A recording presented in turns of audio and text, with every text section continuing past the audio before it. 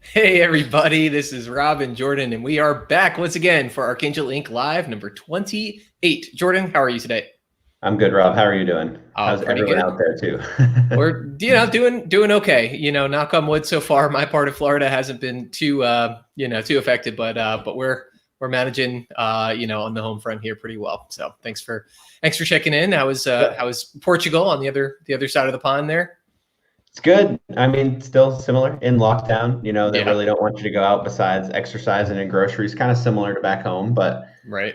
not too bad. I mean, it was nice today, so there was a bunch of people out, which was kind of surprising. Yeah, I went on a run today and tried to keep my distance from people as much as possible. right. Switch sides of the sidewalk and all that. It's kind of like a Mhm. crazy person running around, here and there, but it's good. Do the Yep. best we can. Right. I mean, there's a Right. ton of people here, so it's hard. If there's a nice day, unless they say you can't leave your house at all, Right. there's going to be people out, and it's tough. Yeah. But Yeah. we're doing what we can. I would imagine. I mean, one of the nice things about being in Florida this time of year is it's really beautiful out. So I guess people kind of just get used to having nice days, so we don't have big crowds, Yeah, yeah. which is good.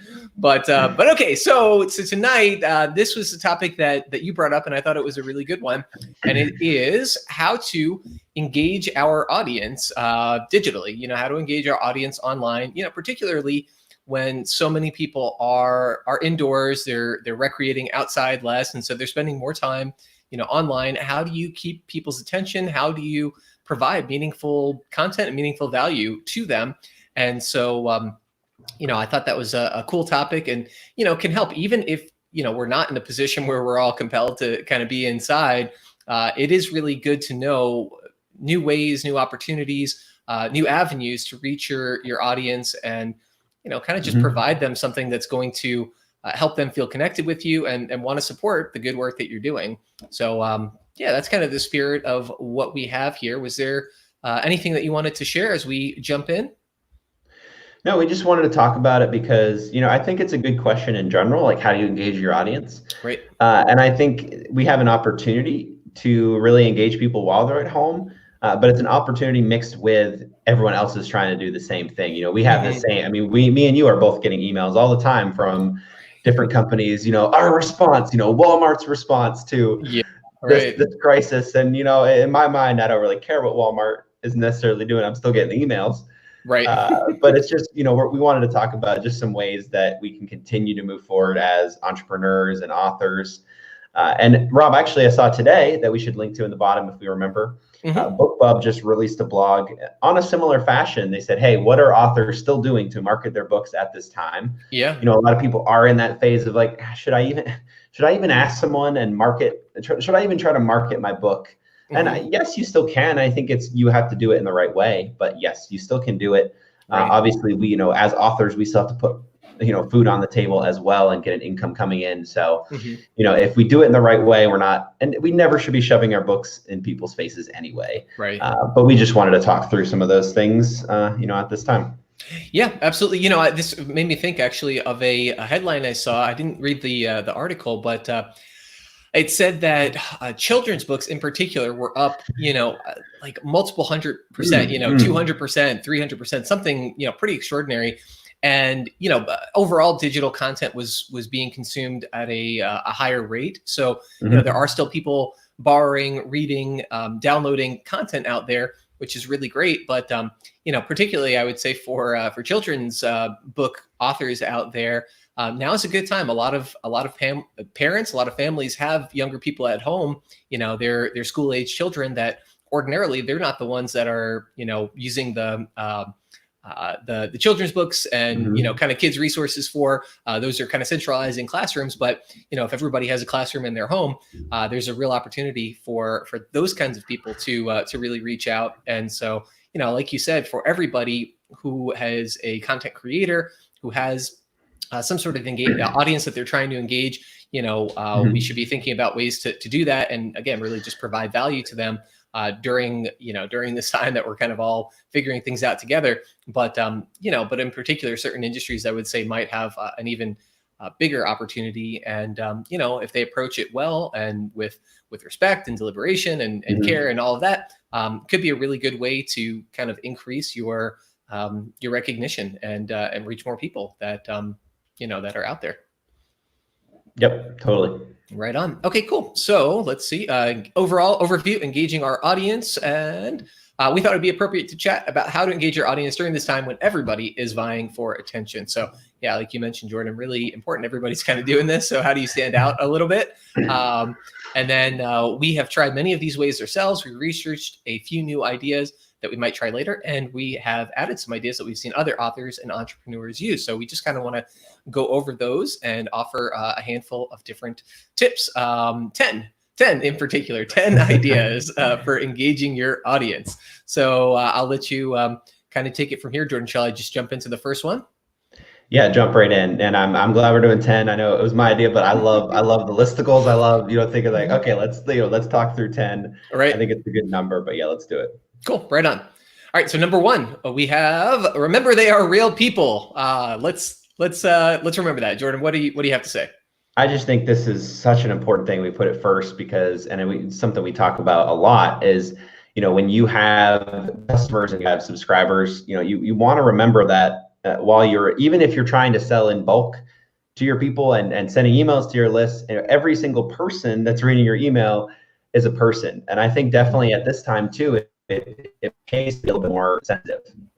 I had good luck recently. I sent an email out to my list and got quite a few responses on it. Mm-hmm. Just checking in, be like, I was like, hey, how are you doing during this time? Let me know if there's anything I can do from far away. Anything you got going on. I had several people that did respond, and and I think they appreciate it. And I'm not doing that just to just to get anything out of it. I'm doing it just to build on that relationship, and then hopefully maybe down the line get sales. Of course, it's part of a marketing scheme, not scheme, but it's part of the marketing plan. And not call it scheme there, plan. That's what I meant. Right.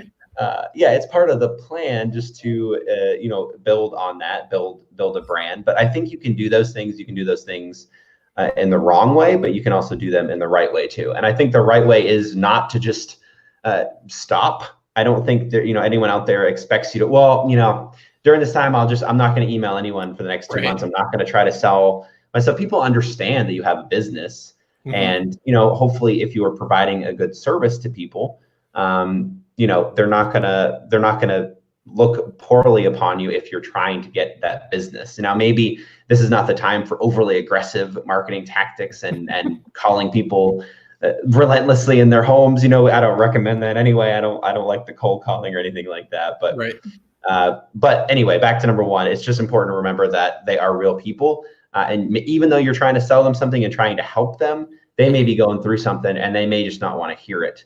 So just be sensitive to that. I mean, you never know what the people are going through, but you can ask and you can try to do the best you can to build on that relationship, because marketing is a relationship. I mean, that's really at the core level of what it is.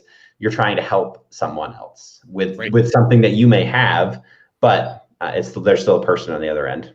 Yeah, I think that's really important, and particularly when you start to, get a little bit bigger, when you have an audience that is, maybe several dozen, several hundred, several thousand people, more, sometimes tens or hundreds of thousands of people on your email list, on your, subscriber list, any of that, you have. I think sometimes this tendency to kind of look at things big picture, and there's value in that. It's like, okay, so what is my audience as a whole responding to? What's my kind of the shift in the tenor of what I'm doing? Maybe one particular video that you're posting goes viral, and you think, okay, well, maybe there's something about that. I was watching a YouTube channel about somebody who kind of does different Macintosh projects. He kind of takes down and rebuilds and whatever, and he had he said he kind of got into it just because the algorithm voted that he should get into it.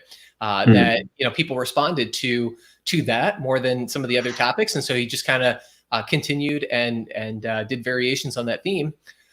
But anyway, so it's helpful to kind of think about that big picture. But when I saw this note here, I thought also, remember that there are actually, like you said, real individuals behind it, and everybody whose attention that you have, everybody who's gracious enough to send you an email, to reach out, to leave a comment. All those people matter, and to whatever extent that you can, try to be grateful for that and show consideration and respect and honor that, and incorporate that into your business practices. Don't take any of that for granted. Was kind of the big take home for me of there are real people behind there. Don't take them for granted. Yeah, totally. Cool. Right on. Good stuff. Moving on. Number 2, tell a story to engage. Jordan, tell us a story to engage us. Ooh, tell us a story. Well, the story is this is one I think it can especially work really good. I've been trying to get even better at it when I'm writing or whether I'm doing a video. Just thinking about what people are really interested in.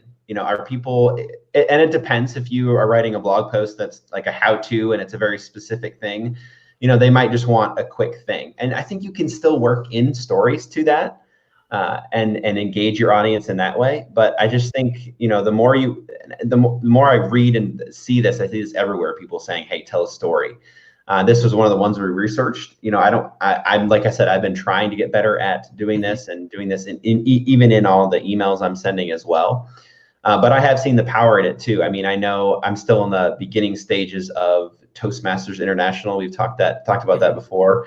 You did that for quite a while. I know that's a recommendation they gave too. They say, hey, get up there and don't just be blah, blah, blah. Bring us in and tell us a story. And I always thought some of the coolest speakers out there, and speaking is really very similar to writing and doing any kind of content, and especially if you're talking about doing videos, that's speaking right there.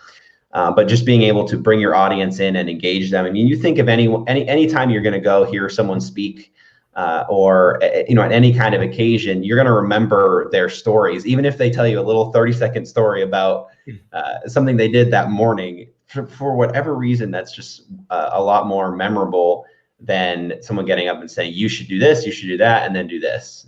Right. Yeah.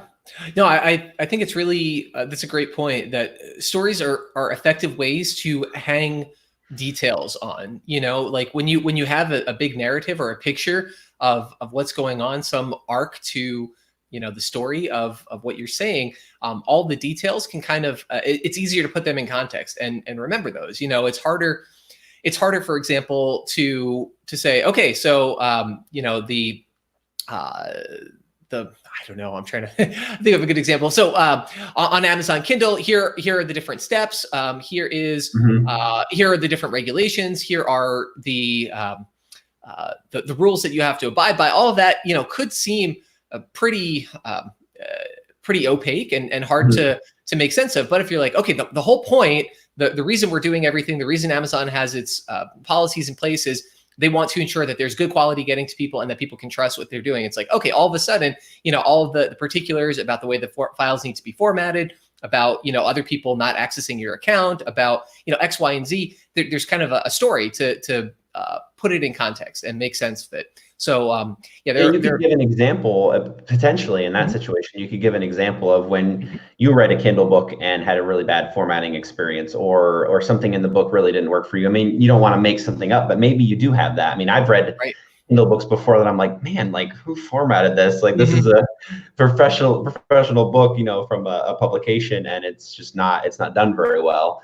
That could be, if I was going to write a story on even if I was just telling someone how to do formatting, I could write that in there and be like, hey, this is, you're showing the importance too a little bit there. Yeah, no, I think that's a good way to frame it as well. I think it's really helpful.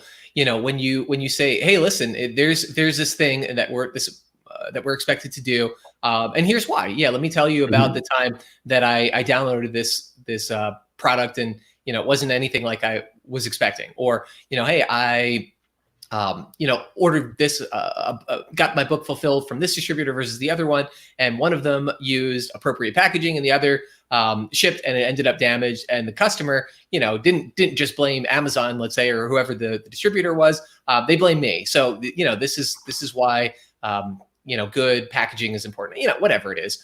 You can kind of figure all of that out, but yeah, there are good resources out there for telling engaging stories, and it's helpful. It's helpful to learn. There are different groups like Toastmasters, which can help with that. I would say also, any sort of comedy groups. If you take a sketch comedy class, or, you know, an improv class, or, you know, screenwriting class. All of these different things can be helpful in helping you kind of craft your message and engage people and figure out how to reach them in an interesting way. So yeah. Yeah, not to belabor this point, and I really do like it. I mean, you can even the more you can be vulnerable to and share your own personal stories. I mean, you lived it, you can write it. It's like we were just saying, if you had an experience of a really bad formatting issue, or, you know, you got a paperback book and it was, you know, or for whatever reason you want to relate that. I mean, you're going to be able to relate your own personal stories in there. So the more you're able to do that and learn how to, you know, first remember them. That's been my biggest thing. It's, you know, I've questioned that, like, how can you go up and speak and, you know, share these stories, and, you know, people, you know, share that, hey, I think about it. I plan it. I try to remember these things when they happen so that I can work them into my stories. And I think it is a mindset once you start thinking about that, and once you start getting better at it. I mean, once you get better at it, it does get easier to start putting those in. But yeah, if you can be vulnerable and share your own stories, that's just another way to think about it. Yeah, there's that old adage, you know, writing is easy. All you have to do is sit in front of the keyboard and bleed. Yeah, that's good. So you know, when you, I've heard other authors talk about when you are thinking about putting a post up or putting a book out, and you're just like, oh, I don't know if I really want to go there, or it feels a little personal, a little too raw or something. You know, not to say that you have to do that all the time, but that may be a sign that, hey, this is going to resonate with people, because, you know, probably a lot of people have gone through similar struggles, or might be going through similar things, and knowing, you know, in a pretty honest and not, you know, sugar-coated way, what, you know, what the pain points are, that can be really helpful. And, you know, again, we talk about when we're writing our book descriptions, that's it. You know, you're identifying pain points and you're providing solutions. And, you know, the better you can identify those pain points and kind of resonate and get on the same wavelength as people who are going through it, just, you know, at the moment, then, you know, the easier it might be to connect with them in a particularly meaningful way that they're going to want to engage with you. Yep. Right on. All right, moving on. Number 3, use pictures, infographics, or other means to bring people in. All right, tell me about that. I think this one's really cool. I mean, you think about the posts that get the most engagement on our Facebook page is when we share book covers for authors. Yep. And I know other authors, a lot of authors have said the same thing, and we share this as a strategy. You know, share your book cover. You know, get other people's opinions on that. People love to share their opinion, and book covers are, you know, they look good. You know, people want to see those, and they want to be involved. So, you know, if you're an author, make sure you're doing that. Make sure you're bringing people into your book cover. It's just a great way of getting some initial engagement on social media. You know, it's an easy image that you can share, especially if you have, and then later on you could share 3D images and banners. But really, book cover is just a great way of bringing people in. I mean, that's for authors specifically, but just think about, you know, the more pictures, infographics, just adding that into your content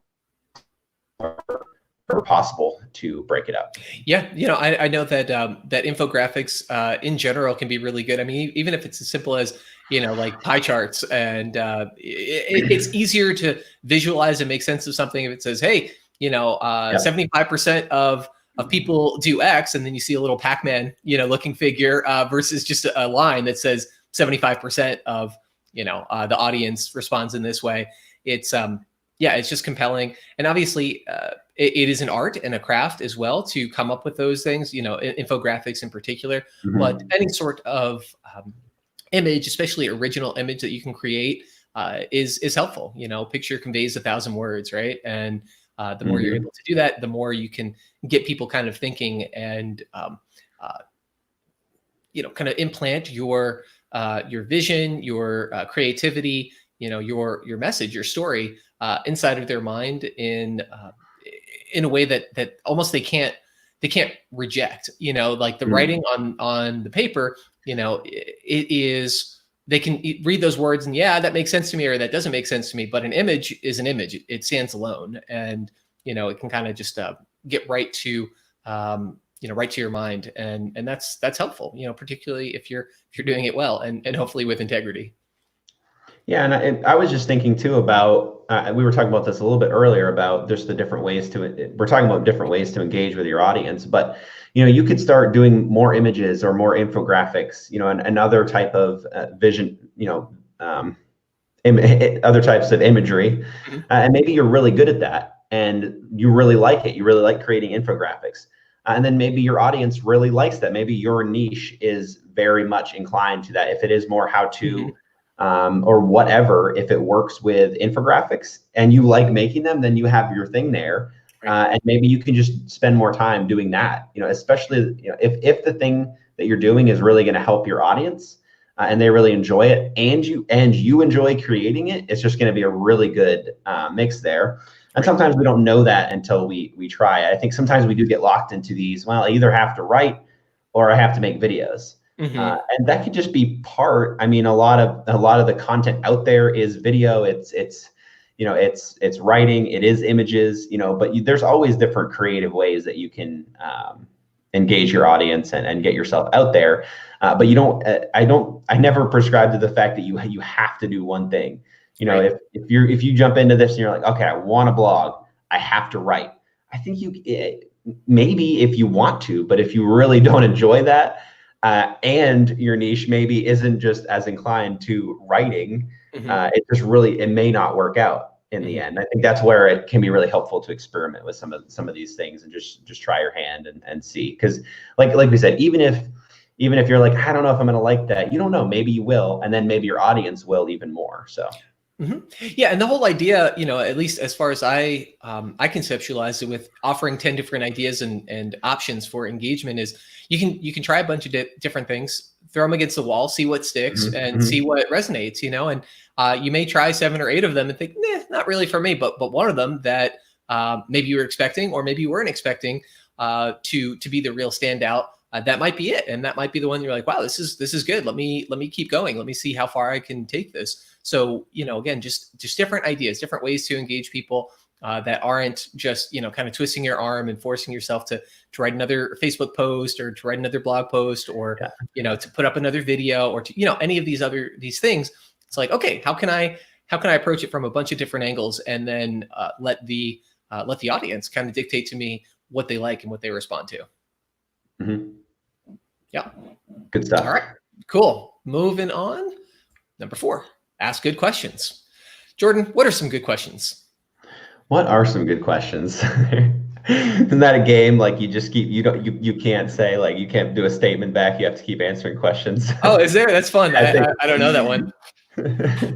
You would say, oh, I don't know that, or is that one, or something? I don't know. Okay. I think that's in some kind of game. But yeah, Right. Asking good questions. I read recently, I don't remember where I read this, Rob, but basically talking about just some writing strategies. And it said, when you're starting out your blog post, or even if you were doing a video, any kind of content, either start out with a bold statement and then follow that up, or ask a really good question, or tell a story. And we already talked about the tell a story option on here.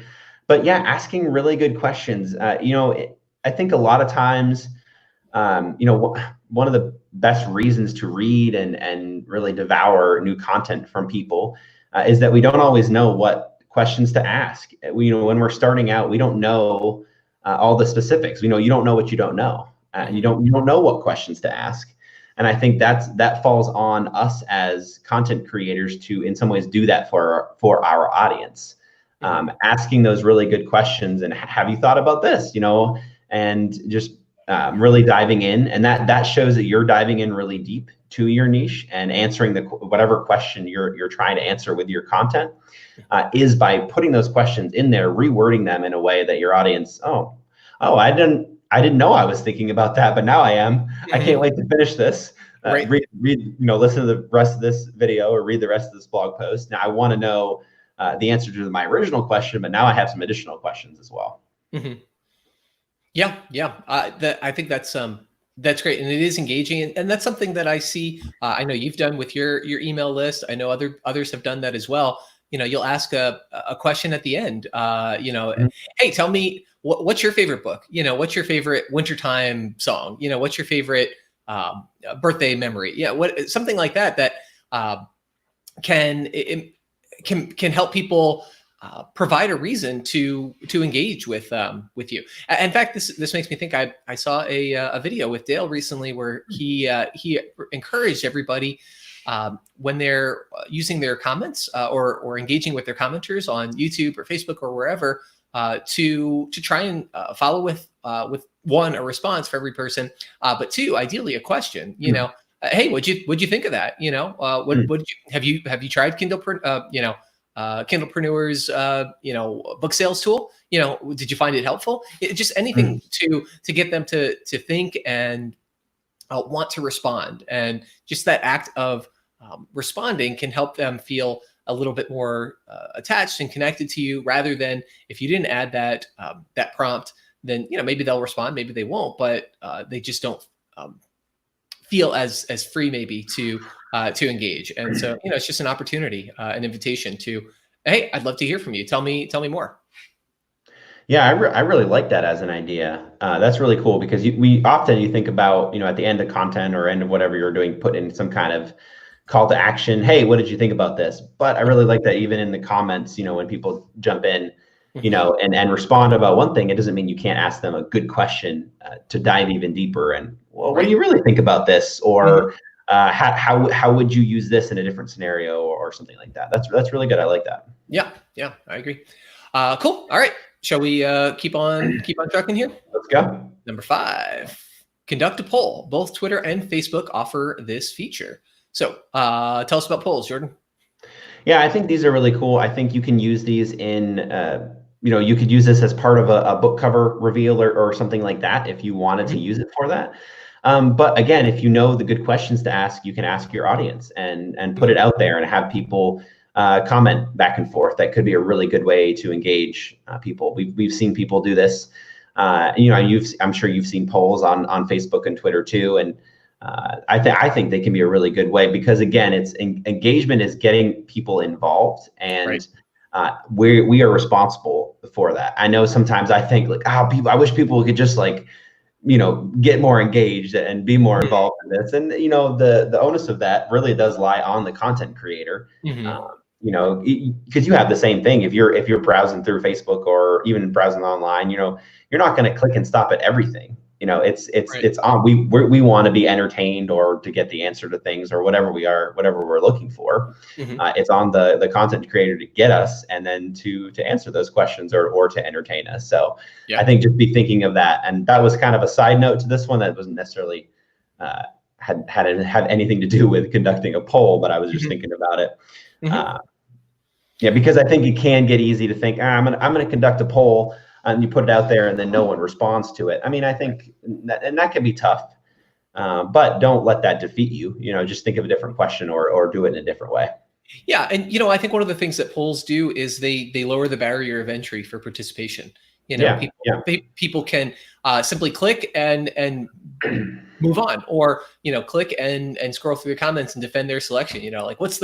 What's the best game-winning shot of all time? And then you have 3 different options. I can't believe you didn't include this other one. But you lower the barrier of entry. You make it really easy for people to participate and disengage if they want to. But by simply participating in that minimal level, it makes it more likely that they're going to engage further. Whereas if you have a post and let's say you have a real a 500 or 800 word blog post or entry on Facebook or wherever. It's maybe that's not what they're in the mood for right now. They're not able to do that. It's kind of a big ask for them to get all of that content in and then have some sort of meaningful response to it. Whereas again, polls they make it really easy for the user.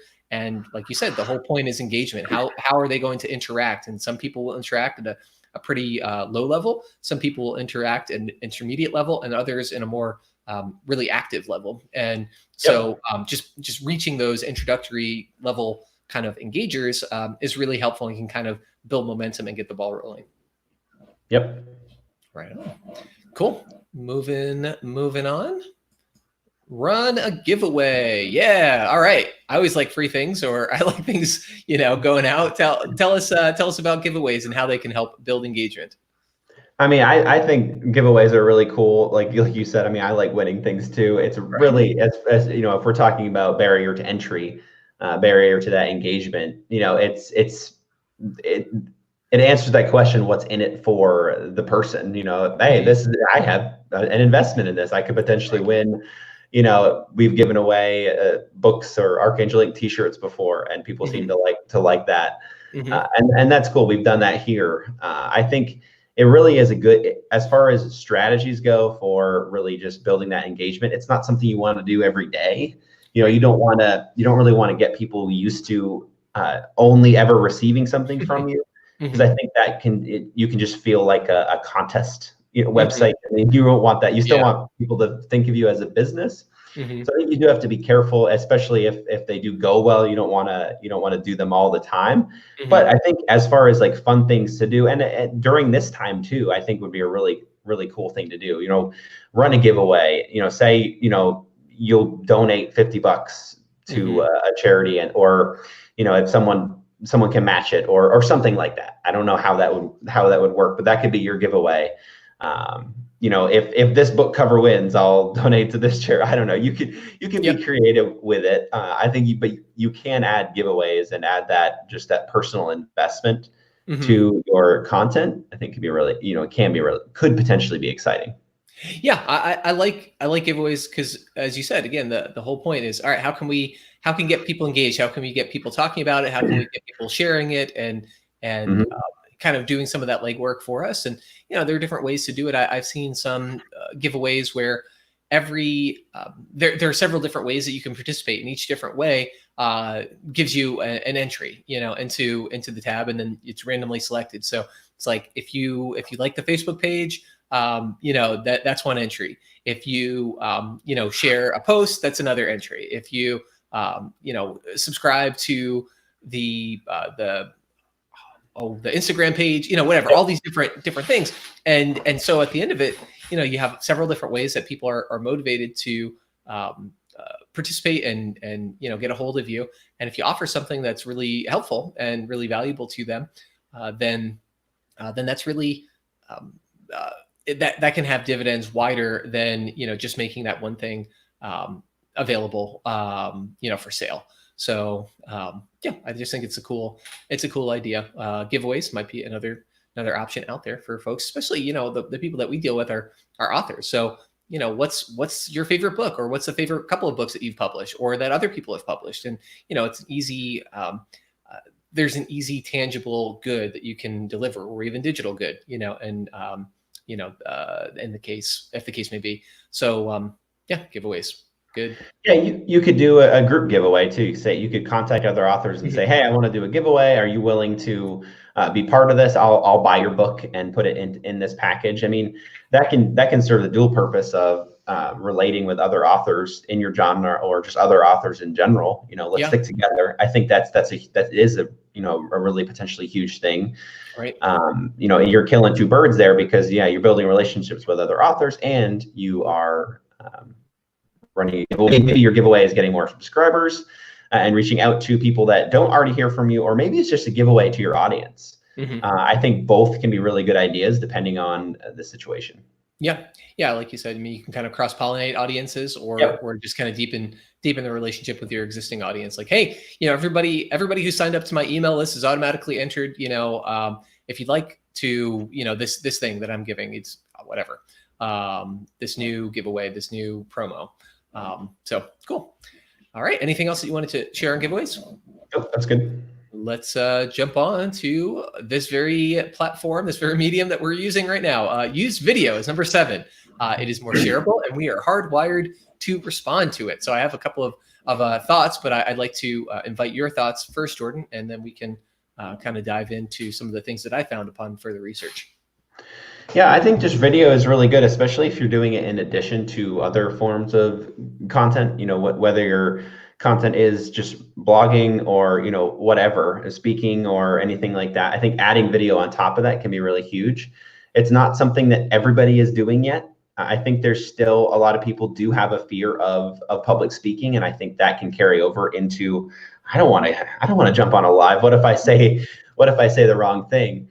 And I think video in general and live are also two different levels of things. Mhm. And we've talked about this before. We're not perfect on here. We, at times we stumble over our words and no, what are we talking about? Hold on, And let's I put your thought. Oh yeah, I found it. Oh Okay. yeah, I got it. And like it's one of those things. Think people understand that when it's on a live, and if you know what you're talking about, I think you can get through, for the most part. But yeah, not everybody is jumping on Facebook Live or YouTube Live, or I don't know if Instagram has a live feature or not, but I think they do. it's something not everybody's going to do. Not everybody is jumping onto that because it's not a super comfortable thing. Mhm. And if you can jump into it and get good at it and be comfortable with it, maybe you can get ahead there.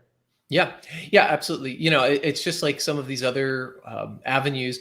If they are not widely implemented yet, then Yeah. you have a little bit of uh, a head start, to establish yourself before things go really become almost requisite. It's kind of the idea with the published professional that at some point it may be the case that you, if you're a business owner, you basically have to have a book to compete. And if everybody else in your industry has a book and you don't, then you're kind of on your heels trying to fight an uphill battle. But if you get out ahead of the curve and do it, you can kind of engage it on your own terms and establish your presence out there, and even potentially kind of set the tone, set the Mhm. field of discourse and how things emerge from there. So there is a benefit to early adoption. And Mhm. so yeah, no, I think that's cool. I did learn a couple of other things. So I was looking into using video as a marketing tool, and I will include some links here. But one of them is why does video work?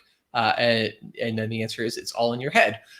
So they say there are things kind of going on with our brains and our visual cortex, cortices, and how we respond to video. So there are 4 things that they pointed out that video kind of aids with. We naturally pay attention to faces. So when there are faces on in front of us, just from the time we were infants on, up until our adulthood, faces are important. They convey lots of information. It's important we're drawn to them. There's always something that we kind of gravitate toward about that. Likewise, we respond to human voice. So when you have videos and there is a video of yourself or other people, customers, clients, colleagues, whoever, people respond to that. So you have that opportunity to convey more than what is literally on the words. When you have your words out there, in a blog post, let's say, they convey a certain amount of information. You can convey that same level or a comparable level of information with your spoken voice, but then also tone and emotion, other nuance that doesn't necessarily come across. And so video allows for that multidimensionality of communication. So further, they said, video is helpful because people respond to movement. So, our eyes are set up that way. What we see in front of us, obviously we can kind of focus in on and, have that kind of eagle eye look, but our peripheral vision is also very acute. We're very adept at seeing things kind of floating in the background and, what's that? And so we're paying attention. So again, we're engaging that when we have video. It is helpful and kind of speaks to us in a kind of primal way. And then finally, we respond to emotion. So emotion, I think, is conveyed much more readily through video, through still images more so than text, but through video even more so than still images. So that's kind of what's going on in your head, or several of the things that are going on in your head, and why video can be really powerful and really engaging to your audience. And then there's another article that I came across, why video is the future of content marketing. And they listed several different types of videos that you might consider creating. So there's kind of the about us or the company culture videos. So, I'm thinking of, in our case, we've got the intro series, the Archangel Inc. Self-publishing series. So there's, a minute or so of me talking about it and encouraging people who are interested in self-publishing to go ahead and read it. So that's a little bit about us and why that might be of value to them. Company culture videos, I'm thinking of, like a Gary Vee video, where he's kind of walking around his offices and you get to see kind of what people are like and how things are set up. And you're like, yeah, this is kind of cool. This is engaging. I want to know more about it. So it gives you kind of a peek behind the curtain. So that's another type of video that you could be producing for, for yourself. Some authors out there, they'll have videos. Hey, this is my workstation, and these are the apps that I use. And this is kind of like my own company culture, even if it's a solo enterprise, this is what I'm about. And that might be kind of engaging if that's something of interest to you. People might find that fun. Another one, product demo videos. This is going to apply a little bit less to authorship, but thinking back, I actually do have one video on. Let's see if I have it over here. Oh no, okay. So this book is Internet Business Insights, and I have a book that a video that I put out when this book was released. We did just the formatting for it, but there was a big kind of push, and I liked the book. I thought it was really interesting, and I wanted to help a little bit. And so I had the print book available. I think the digital was 99 cents or maybe even free. I said, hey, there's also the print book, and you can kind of do a demo, and you can, kind of highlight, yeah, this is kind of what it, what it looks like, and browse through and whatever. It's not the best. There we go. Maybe that's a little better. Yeah, I can see it a little bit. Yeah. Anyway, so you could do kind of product demo videos, and the classic example would be, like kitchenware or actual tools or something like that. Like, hey, check out what this what this knife can do, or check out what this whatever this golf club can do. So those demo videos can be really good, and that can engage your audience and get them more interested in learning about your product and wanting to make the leap and become a customer. And then finally, customer testimonial videos. So these are pretty cool too. This is I've got a video like that on the Archangel Inc. channel. One of our authors that we worked with, Jay Campbell, had a 30-second video just saying, hey, appreciate the work. If anybody's interested in self-publishing, Archangel Inc. will take good care of you. Very gracious, very appreciative. Thank you, Jay, for the kind words. But that kind of testimonial and hey, this is I had a good experience here. If you're somebody like me, if this is your situation, you might have a good experience as well. Go ahead and check it out. So 3 different types of videos that you might consider creating. They're not all going to be talking head, Rob and Jordan chit-chatting videos, but you could do other things as well. And if one or more of those appeal to you, then give them a shot. And then finally, there's another post, how video is driving the next wave of content marketers.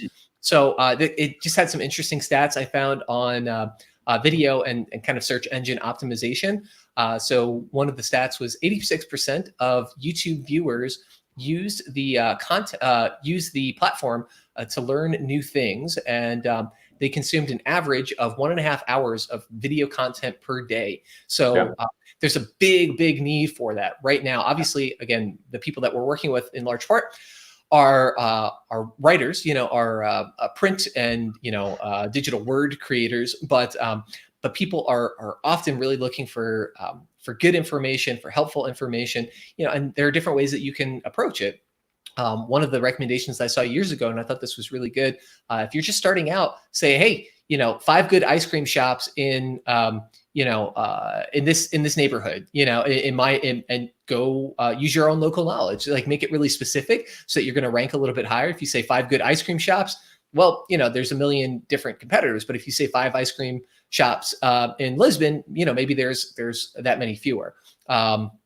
But yeah, there's a real desire and sort of appetite for good, useful, quality content for people to learn things from. So thought that was pretty cool. And and video in general is more shareable.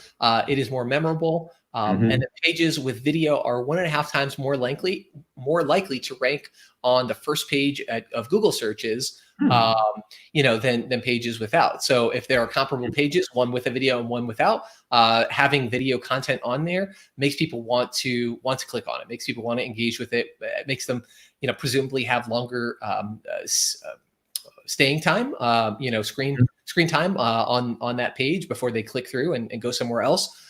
So that's really cool. And then, it can aid in conversion via that consumer confidence. So again, I'm thinking of the product demos, things that help people, or the testimonials, people that see it and they're like, okay, this isn't just a still image, I can actually kind of see it working, or I see people who are telling me that this is helpful. And, video can do a lot of those things. So there's a lot of good that video can offer to help engage your audience and, build more credibility, build more trust, and, have them want to support your business and, whatever products and services you're offering. Cool deal. Love it. Yeah. All right. So that was that was number 7 here. Number 8 is don't be afraid to repeat your core message. So tell us about that, Jordan. Cool. I think this one is just super important, especially, when we're at this time. We mentioned it a little bit earlier, but, don't be afraid to, ask for business. And that's really what I'm thinking with this one. Share what you're about, share what you do. Archangel Inc., we provide publishing services to authors, and no one expects us to just stop and not do it right now. And I think it's important to continue to share that. Right. Like we said before, do it in a way that's real, do it in a way that just remember it treats people as they are and in the situation that they're in. Mix it up, do some fun giveaways and all that stuff, but don't be afraid to repeat the fact that, hey, this is what we do, and this is, because there are people out there that want that. They want what you have to provide. I think that's a huge thing in marketing, and a lot of people are against the idea of marketing because it's, because they think it's pushing. But no, marketing done really well is providing a service to people and really just taking care of a need that they have. They're watching your videos and they're coming to you for a reason. Provide that, and don't be afraid to just continue to share that with them. Yeah, absolutely. Hey, are you a business person? Are you looking to grow to the next level? Are you looking to, create a calling card that is going to help you land additional clients? Talk to us. A really polished, really professional, high quality book can help you to capitalize on the business that you've already built, to level you up and let other people know that you're an authority in your field, that you have the credibility and knowledge and expertise that they're looking for, and you're able to do this. And we're here to help.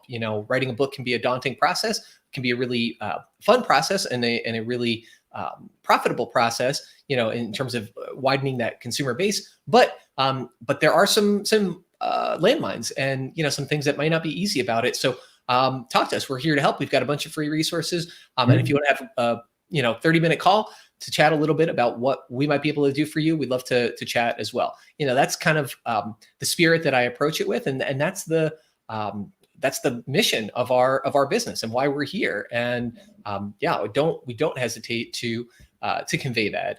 We don't hesitate to let people know.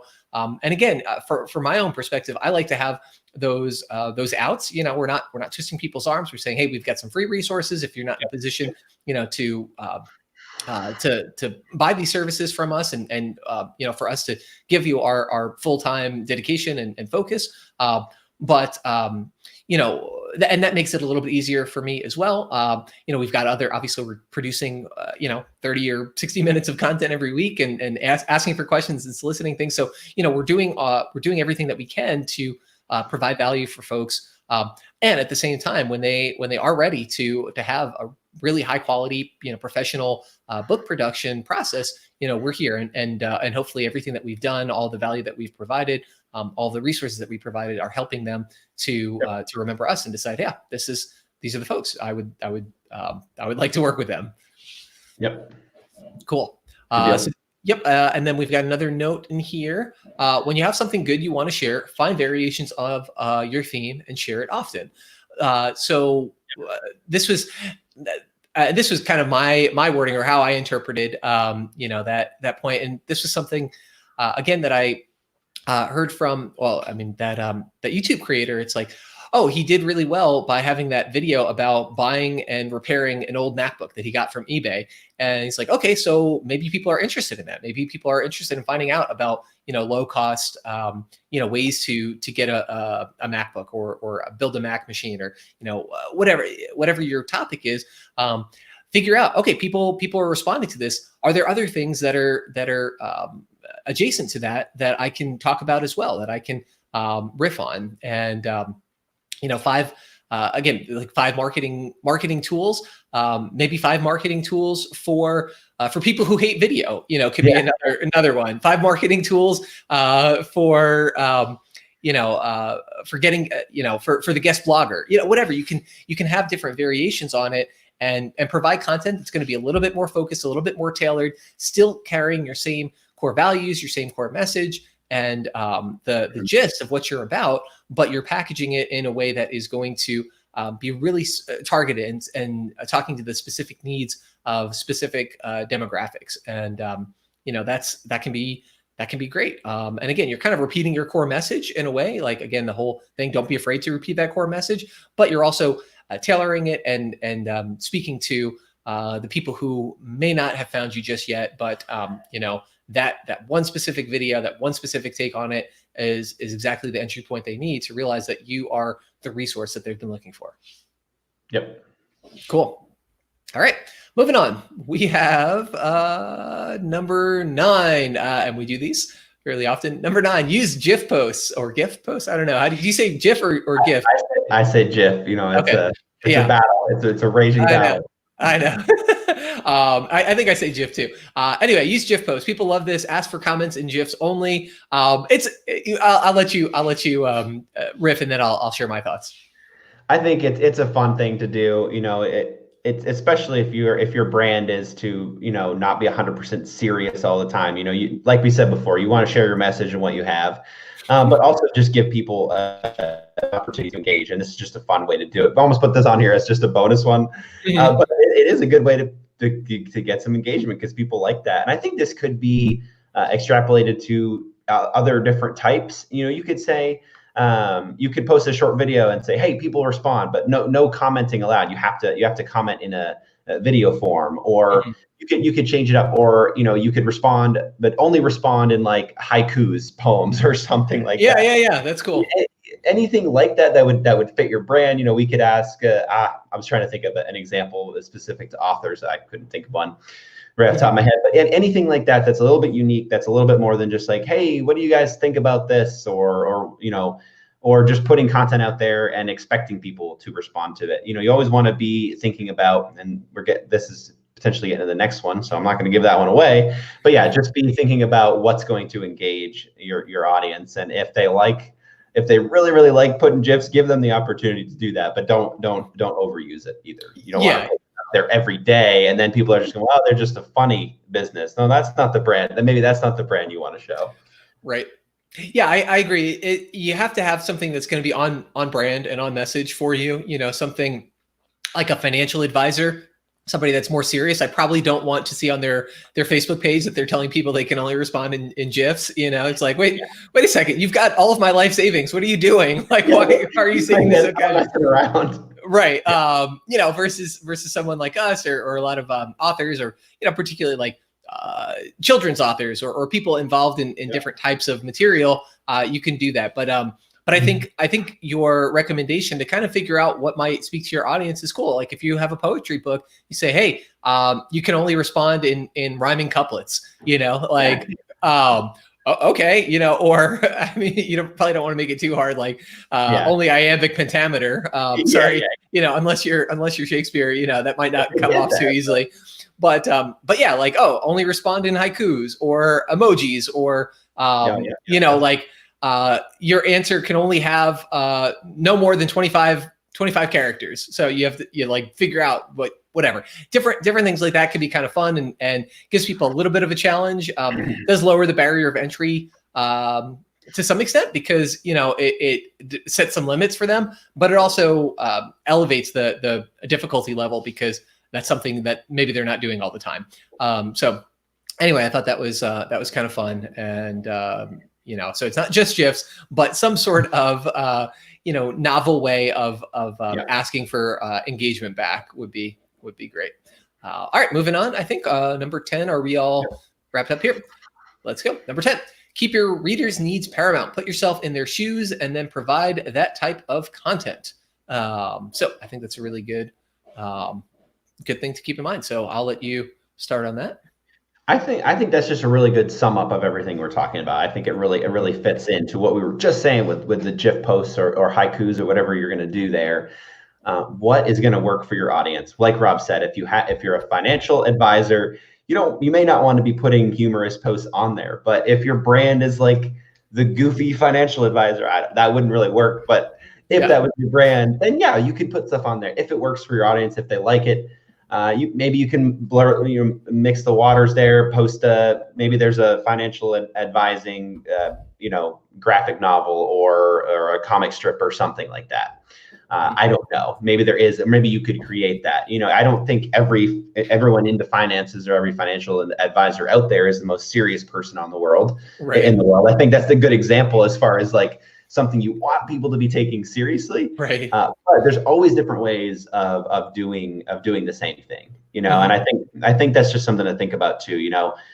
Even if it hasn't been done before, it doesn't mean you can't be the first one to start doing that. Think about memes. Memes used to never exist, and then someone started doing them, and then now people love memes, and they post them all the time. And the first person that thought to do that was a genius. And probably isn't making any money off that idea, but it is what it is. Yep. Little did they know that everybody would follow suit soon. Yeah, I agree. I think whatever it is, it's helpful to be authentic and consistent. So part of why that may come off a little bit odd is if you have a very sort of button up, stodgy, serious financial advisor, and then all of a sudden, you see them using, I don't know, slang and emojis and GIFs, and that's the only way that they respond to you. It's going to come off a little bit funny. Whereas if you establish that that's, part of yourself or a part of your brand and your story and your mission, that can be helpful. So I'm thinking, for example, of there's a YouTube channel called CPA Strength. When I was researching accounting and bookkeeping. Anyway, he lives, I think, down in like the Miami, Fort Lauderdale area. But he CPA Strength, like he's a power lifter or like an active like weight trainer, and so he has videos of him doing burpees, and like the 100 burpee challenge. But he also has like a really in-depth series on the basics of accounting, like an intro to accounting. If you're interested in becoming an accountant, this is like, I don't know, he's got probably 100 videos on his playlist. So he incorporates that part of himself, and he jokes around and whatever. He seems he's a very engaging YouTuber, and I think that's a good example of how you don't have to necessarily follow the conventions of the industry. You just have to remain honest and authentic and consistent with yourself in order to build that trust and confidence from your audience. Yep. Cool. All right. And I think so. That was number 10. We do have a couple of resources that we have listed that we wanted to mention. And the first one is Superfans by Pat Flynn. Let's take it away, Jordan. Cool. Yeah, we've mentioned his Pat Flynn with Smart Passive Income and also his book Superfans before, but I just thought it really fit with this, and we'll put the link to it in the description on this video. But really, really good book. I mean, he really talks about a lot of what we're talking about here. Just really he has some really good ideas for engagement, but he's really good at keeping it real. He does it with his audience, and that's really all he's about in that book. He gives some really good tips to, bring people in, but then also truly engage them and figure out what it is they really need and want to hear from you. And he gives you actionable strategies to make that happen for your audience. Really, really good stuff. Yeah, that's cool. And, one of the things I like how you frame this, because one of the things that a really effective marketer or business person will do is they'll sort of both lead and follow. They'll figure out what their audience is responding to, and they'll provide that. And at the same time, they're going to kind of bring them along for the ride. They're going to have some sort of vision, some sort of mission themselves. Where and I think of Gary Vee, for example. He just has this magnetic personality, and people want to engage with him. And maybe they're not really interested in the particular ventures that he's learning or trying out, but they're going to go along for the ride. Maybe all of a sudden they're becoming interested because he's interested in it. Yeah. So he's kind of leading his audience, in new directions. Obviously, he's engaging with them where they're at and following in that way. He's following the lead of people in need of something. But then once you have that, once you've commanded that credibility, then you can kind of take it in your own direction too. And that's where having a core vision and you know, some sort of mission in mind can help, because people can kind of hook onto that and feel like they're a part of something special. Yeah. Yeah. Yep. Cool. So that's number 1. And then number 2 of our recommendations or resources to mention, 26 ways to engage your audience. And let's pull up the URL there, and we will include these down below. But what's that 26 ways to engage your audience about, Jordan? Just, you know, as we were looking through, you know, as we mentioned, we did some good research for this video here. This was just one of the blog posts I found that I really did like. It has some really good tips on there just to further your learning in this subject. I definitely encourage you to check it out and implement some of those. You know, it goes beyond the 10 we had listed here, and just list some other ideas for you to do. I think ideas are great because, like we mentioned, if you want to find the stuff that works for you and your audience, maybe you just haven't thought of that thing yet, and you come across something, you're, oh, that'll work. That's something I would have fun with. That's something that really fits in. Obviously, you don't want to spend all your time, you know, looking up ideas. You want to take some action and implement some of those. Right. But I would recommend, first of all, that book, Superfans, and also this blog post, just to get some more ideas. Yeah, I like that. You know, kind of just it's a menu of options, and you know, try. It's like a tasting platter. You know, try a couple of them out, see how they taste, see how they feel, see what you like, and maybe some of them will be good, maybe some of them won't. But try different things, and then pay attention and be open to being receptive to whatever feedback comes, whether your audience loves or hates it or is indifferent to it. You know, figure that out and learn from it. Yep.